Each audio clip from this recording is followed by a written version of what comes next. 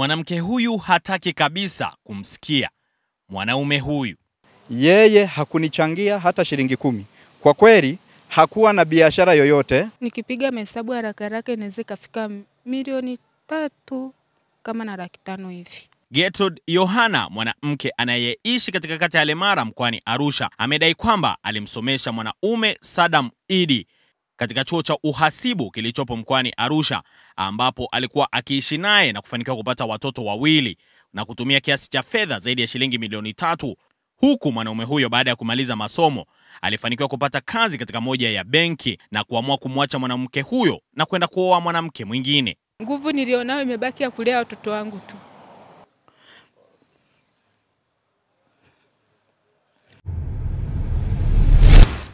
Naitwa Gertrude Yohana, ni mkazi wa Lemara.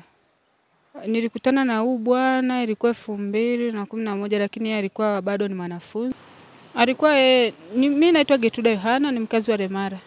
Nilikutana na Saddam Idi Ramadhani 2009. Alikuwa ni mwanafunzi wa sekondari huko kwao wilaya ya Kibondo.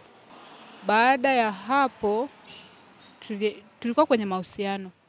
2011 nilianza kuishi naye na 2013 yeye alikuja Arusha.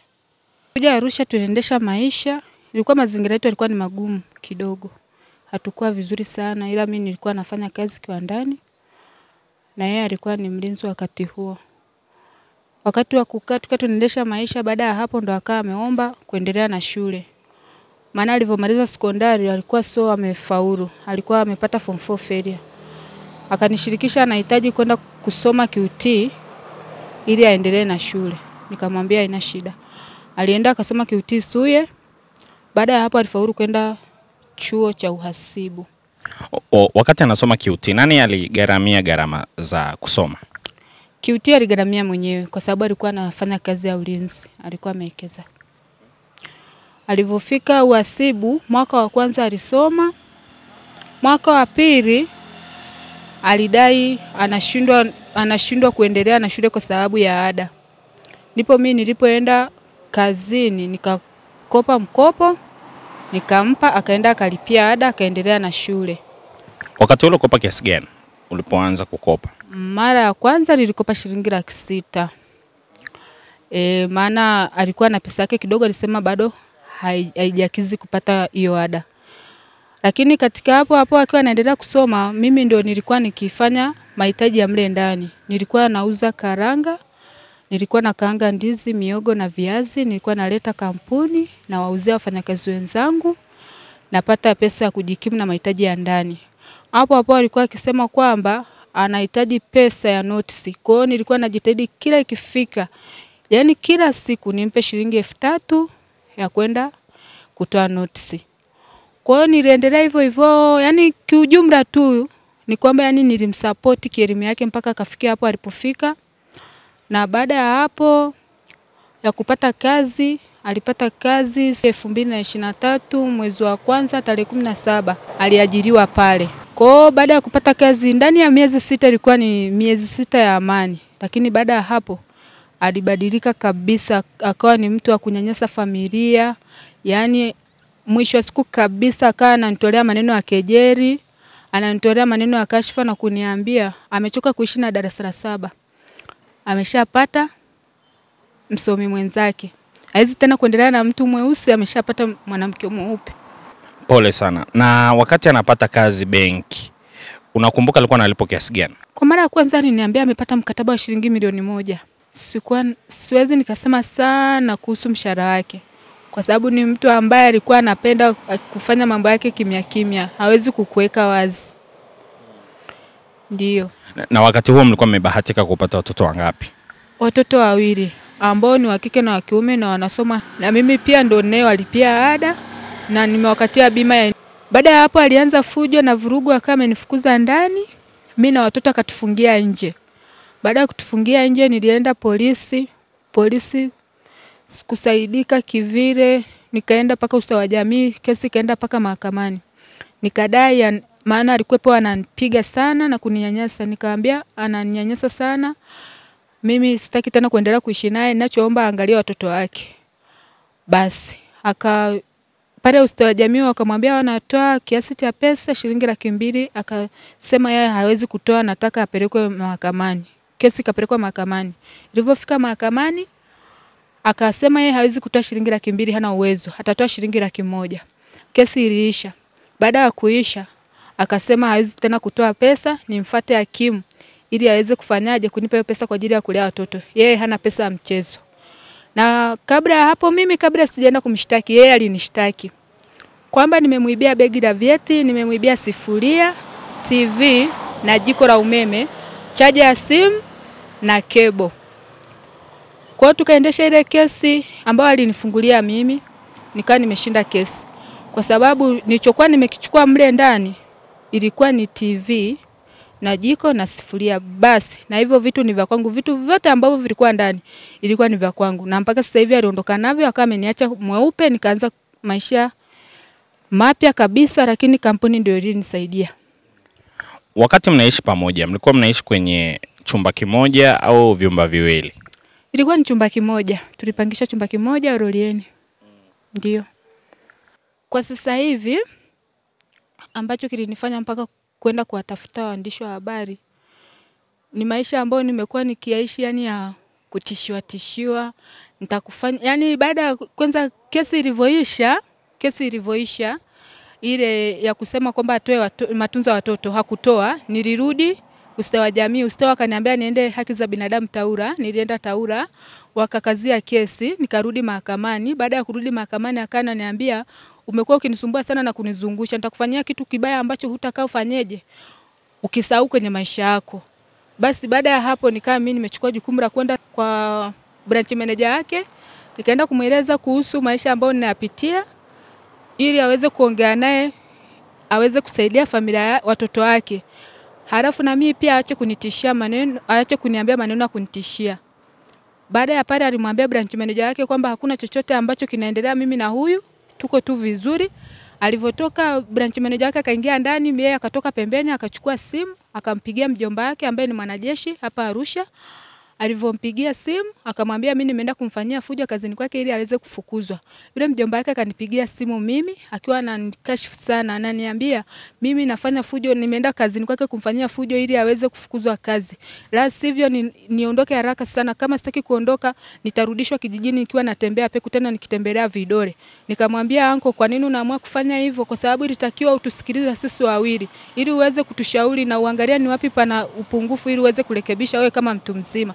Akaniambia usinisemeshe hivyo, nimeshakwambia, unajua kwanza unaongea na nani? Kulingana na mimi tayari nishashikwa na hasira kwa sababu ya mateso na manyanyaso. Maana wakati naishi naye hakuna hata ndugu ambaye alishawahi kumsupport.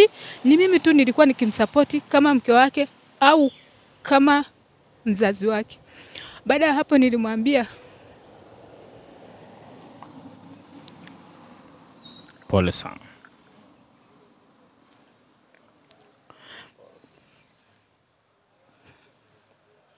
Sasa hivi mnawasiliana? Sasa hivi mimi kwanza nilivyoondoka pale hiyo 2024 ilikuwa mwezi wa kwanza tarehe 8 ndipo aliponifukuza ndani. Baada ya hapo alikuja kunitafuta mwezi wa 5 tarehe 1. Akanitumia message akaniambia watoto wanaendeleaje. Nikamuuliza watoto gani? Akaniambia kwa nini humjui Salimu na Sara? Nikamwambia siwajui. Kwa sababu tayari alinikamata akanipeleka polisi Central mimi nikiwa na watoto. Nikamwambia nenda kule polisi ukaulize watoto wako. Nikipiga mahesabu haraka haraka inaweza kufika milioni 3 kama na 500,000 hivi. Kwa haraka haraka. Sasa baada ya hapo sasa mtoto nilivyompeleka nyumbani kwenda kutibiwa ilikuwa ni tarehe 7, aliondoka hapa Arusha. Akawa amepiga yeye simu usiku, lakini hajawahi kabisa kupiga simu hata kuuliza watoto wanaendeleaje. Hiyo siku akawa amepiga simu akasema nataka kuongea na mtoto, nikamwambia mtoto ameenda nyumbani. Akaniambia huwezi kusafirisha mtoto wangu bila kuniambia, unamsafirisha mtoto kama mbuzi. Yaani kesho nakupeleka polisi. Sasa mimi kwa kweli mambo ya polisi nimeshachoka kwa sababu ananipotezea muda na amekuwa akitumia pesa zake, anasema nitafanya juu chini ili nikupoteze kwa sababu sasa hivi ninao pesa. Nitafanya kwa kila namna na kila njia ili nikupoteze. Na lengo lake kubwa hataki yani asikie nipo hapa Arusha. Anataka yani kunipotezea muda kwa sababu akishaniweka ndani ili nipoteze kazi. Na hii kazi ndio inayosaidia watoto wangu na mimi pia na maisha yangu. Endapo atasema niko tayari arudi muishi kama kawaida, utakubali? Hapana. Hapana. Ni mengi nimevumilia. Hapa nilipofikia inatosha. Nguvu nilionao imebaki ya kulea watoto wangu tu. Inatosha. Simu alikuwa hana, simu kubwa, akaniambia alitamani apate simu ili kwa ajili ya kutafuta kazi. Nikaenda kazini nikakopa simu ya shilingi 320.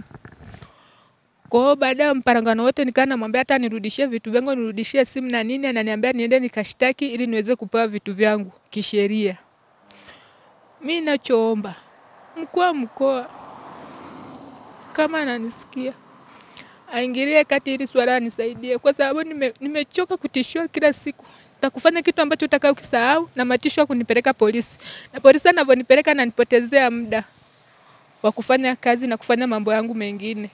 Ninachokiomba tu serikali tu ingilie kati inisaidie.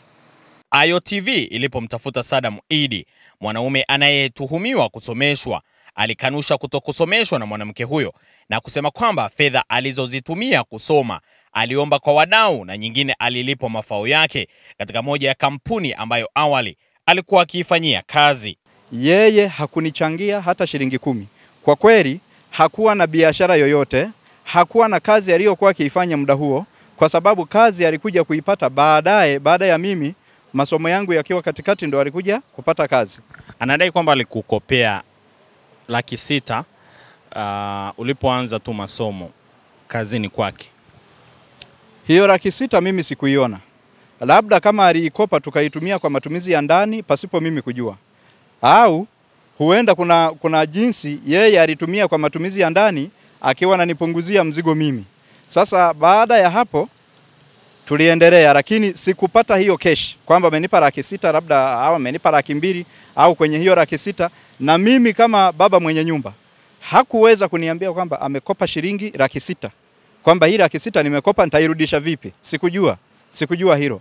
Na hiyo 600,000 anayosema kwamba aliweza kuikopa, mimi siwezi kujua kwamba aliikopa mwezi wangapi au ilikuwa ni mwaka gani, kwa sababu hakuna document yoyote aliyonipa. Na hata hivyo kuna watu ambao nilisoma nao chuo cha uhasibu walikuwa wakinisaidia kama wanafunzi wenzangu, na wengine ambao walikuwa majirani walikuwa wananisaidia kunikopesha naenda kulipa ada. Hivyo basi niliendelea kusoma nikamaliza. Nilivyomaliza nikawa sina kazi. Hapa katikati nikawa sina kazi kuanzia 2021 mpaka 2023. Kwa 2023 nilifanikiwa kupata training internship. Ile ilikuwa training internship. Haikuwa kazi, haikuwa ajira kwamba nimepata ajira permanent. Kwa hiyo nilivyokuwa nafanya kazi benki, nilivyokuwa nafanya kazi narudi na nimevaa t-shirt vizuri, akajua kwamba mimi nimepata kazi benki. 2023 hiyo mwezi wa 12 mimi nilipata kazi, ilikuwa ni tarehe 17 mwezi wa kwanza 2023. Halafu yeye mwezi wa 12 2023 akawa amesafiri kwenda nyumbani kwao Geita, ambavyo hiyo mimi na yeye ndo tulijadiliana kwamba bwana nenda kawasalimia wazazi. Nilipata mchango wa NCCF ambayo hii ilikuwa ni mafao yangu baada ya kuacha kazi kutoka kampuni moja kwenda kampuni nyingine. Kwa hiyo hapa nilipata, ilikuwa ni 2017 ambavyo mimi hapa ndo nilianza kusoma sasa. Hapa jumla ya pesa nilipata ilikuwa ni 1,285,699 ambayo ndo hii hapa. Kwa mujibu wa NCCF ambazo hizi ndizo nilizozipata, ilikuwa ni tarehe 8 mwezi wa 12 2017. Hapa ndipo nilipoanza kusoma mimi certificate. Kwa hiyo hapa ndo nilianza kusoma nyingine mimi baada ya kushindwa kulipa ada. Hapa ilikuwa ni tarehe 4 mwezi wa 3 2019. Kutoka 2017 nilivyolipa ada, nikaja tarehe 4 mwezi wa 3 2019 kidogo nilishindwa kulipa ada. Nilifika ofisi ya mkuu wa wilaya kwa ajili ya kuomba kibali cha michango kwa ajili ya ada ya mwanafunzi ambayo ni Saddam Idi Ramadhani, ambayo hapa nilikuwa nadaiwa 444,400 tu, ambayo niliweza kuchangiwa na mimi mwenyewe. Tayari mshahara ulikuwa umeshaingia, kwa hiyo niliweza kuchangiwa jumla ya 449,000 tu, ambayo nilichangiwa na watu tofauti. Kwa hiyo hapa nikawa nimefanikisha kumaliza mchango wa ada.